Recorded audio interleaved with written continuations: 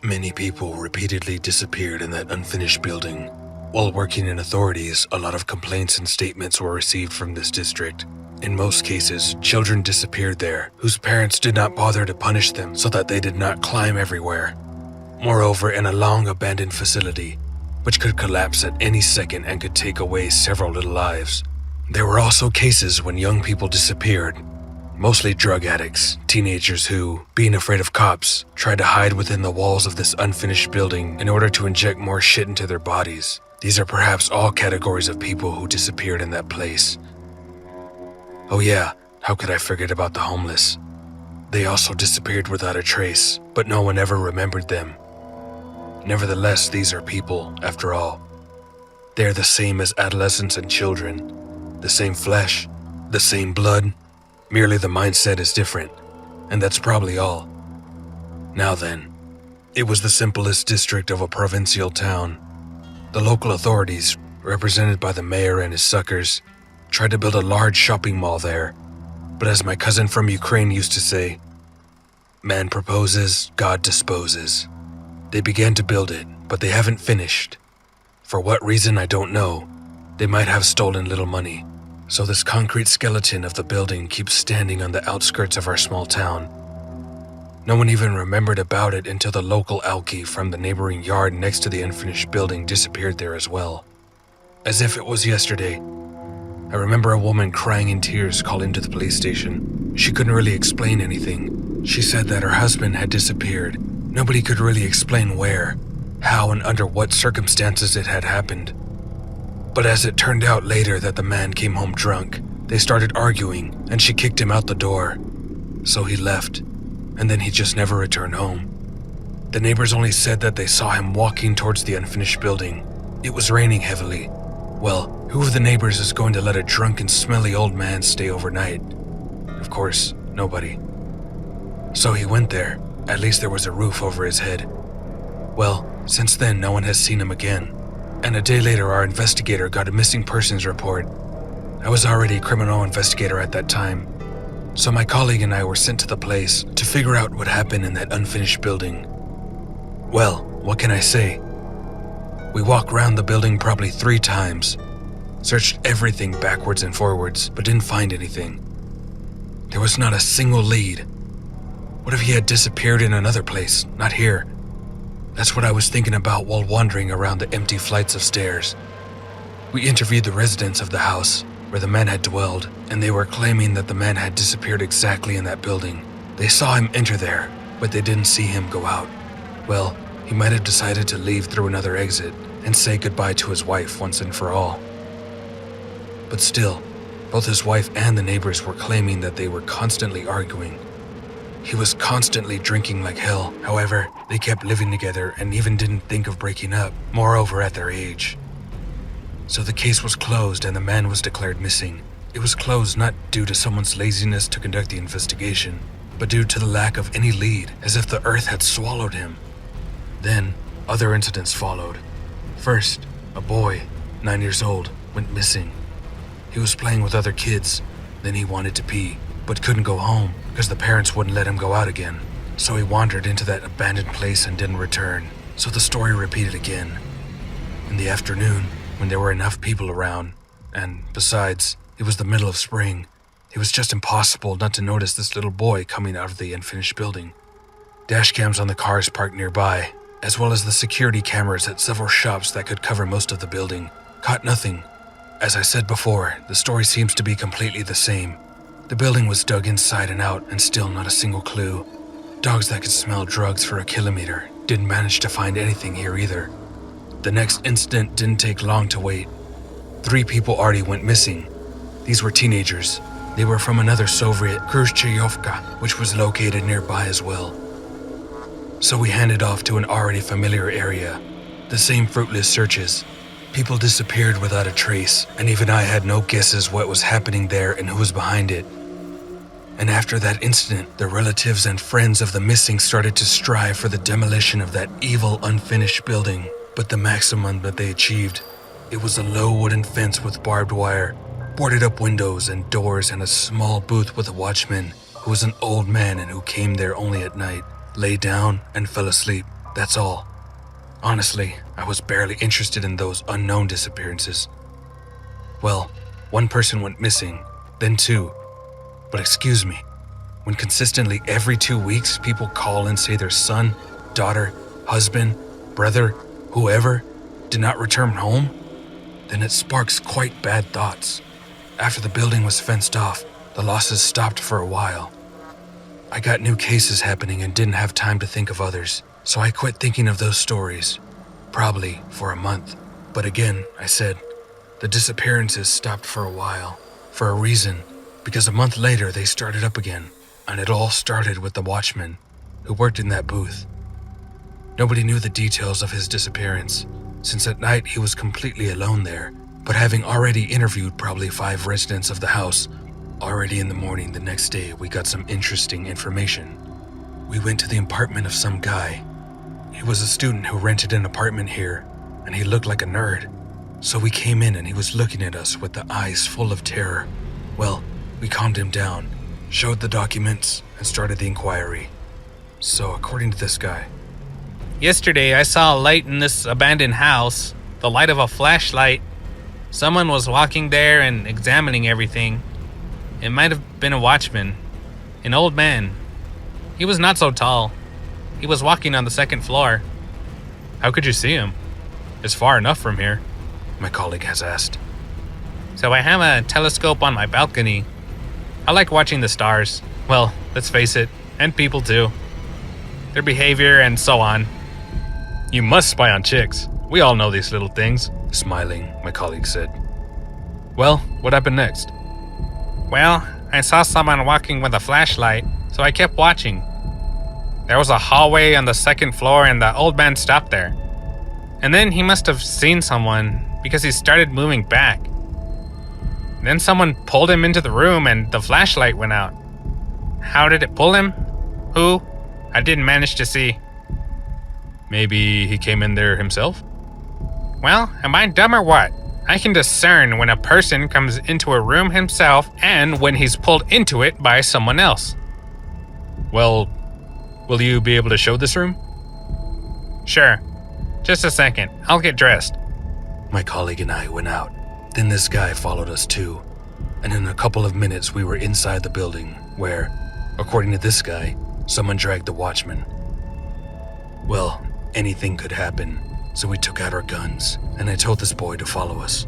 We went up to the 2nd floor, carefully examining the building along the way. He was standing right opposite this room. Are you sure? Yeah, right here. Hey, listen, are you kidding us? No way. I definitely saw it, he said with a trembling voice.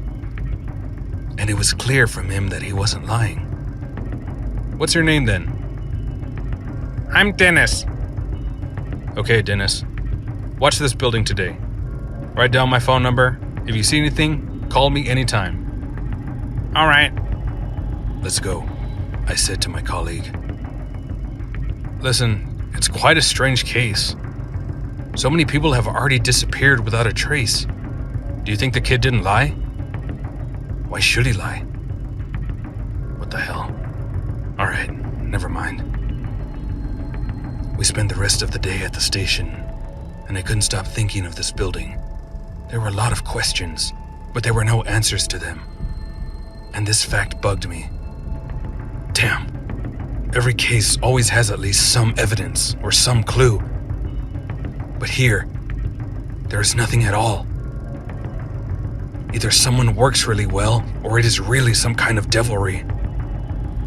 Time went on. The clock was ticking on my desk until it started to get darker outside. And when everyone was already going home, I suddenly got an idea to go to that place and stay overnight there. I'll sit in the car. I'll take a walk. Maybe someone will decide to take me. Honestly, I haven't done that before. I mean, instead of sleeping in a warm bed, I went to catch criminals. But it's a really strange case, and until I figure it out, I won't fucking sleep. I drove into the yard. This concrete monster was already looking at me around the corner of the house, as if telling me, "Come on, come here, I'm waiting for you." But firstly, I got out of the car, glanced at the window of that boy. The light was off. He should be hiding.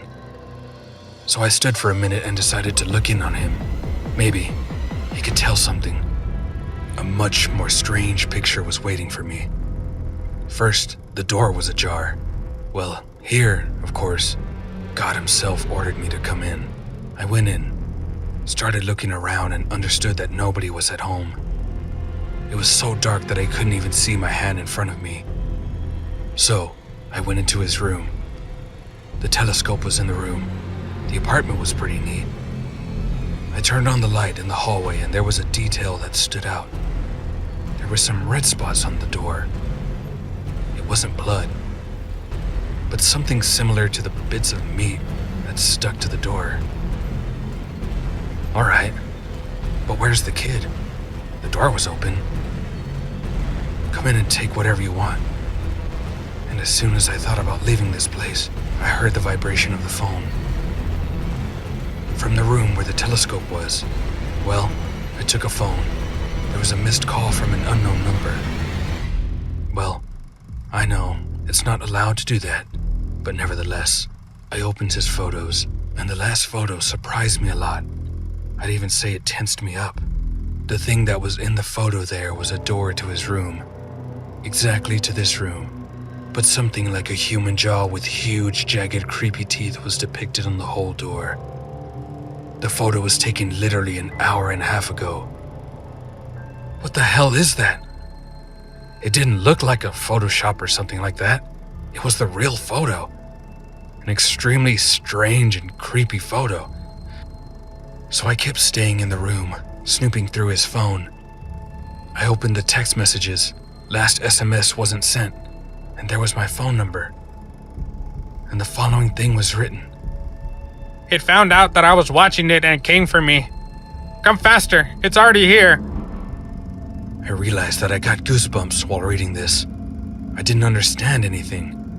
And then something so creepy started to happen that completely turned my worldview upside down and made me believe in everything that was possible and wasn't. I started examining this guy's telescope. Well, and I decided to see what it's like. I've never looked through it before. So it was already directed towards that unfinished building. So I saw something wandering there. I instantly left the apartment and took out the gun, fled out of the entrance and set off to the abandoned building. I jumped over the fence, snuck inside, then I heard a cry. The cry was so heartbreaking that I can't even describe it. It was a girl who was screaming, and after the scream there was some kind of incomprehensible chomping, and the scream gradually began to fade. I quickly ran up to the second floor, where the scream was coming from them. But as soon as I ran there, I regretted that I got involved in it and took this case. In one of the passages to the room, there were the same teeth as in the photo on Dennis's phone. I got startled when I saw what they were doing. They were simply grinding a girl who was about 18 to 19 years old. They were really chewing fast. Blood and guts were dripping down those huge teeth. The girl was already dead. She was clamped in these teeth so that her head and arms and body were sticking out into the hallway, and the legs and pelvis were in the room. And in a few seconds, the body just fell apart into two parts. The body with the head and arms fell off and fell down the concrete floor, covering everything around with red liquid. I was just standing, just stupefied by the nightmare I saw. And these teeth were moving and making nasty chomping sounds. It was something alive. What I was feeling at the moment, it's impossible to convey in words. I just couldn't believe it, at all. I started to run away from this place as far as possible. It was very dark. I couldn't see anything. But my phone fell out of my pocket when I was running and following the girl's cry. And my fatal mistake was that I turned somewhat a little earlier and didn't get to the flight of stairs, but to the storeroom or something. Well, the room was small, but before I could turn around, these teeth were already in the doorway which I had just run in. I fell on my ass and squeezed into a corner. And this is what happens next. There were only the walls around me, strong, concrete walls, but there were no windows. The only way out was the door. But there was this fucking creature at the door. What should I do now? How can I get out of here? I didn't want to end up as that girl did. And these teeth were moving, then opening and closing, making subtle squeaks and chomping.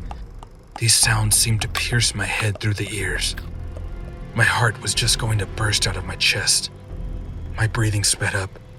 I had a lump in my throat. I found myself in complete despair. I cocked the gun and started to shoot at these damn teeth. Some pieces started to fly off these teeth and they even opened a little. I tried to jump out into the hallway as hard as I could. Well, I managed to jump out. But these teeth, like a bear trap, caught my hand, leaving me without the 3 fingers on my right hand. Extreme pain pierced my body. I started yelling, not that loud as the girl did, but still quite loud. And yet I rushed to the exit from this unfinished building. Damn it. I decided to end my career as a police officer. My psyche had been hurt. I started to get terrified of doors. Any doors. Either the entrance door to my apartment or the door to the supermarket. All the time. It seems to me that if I look away, this chomping jaw creaking with its yellow, jagged teeth will show up again.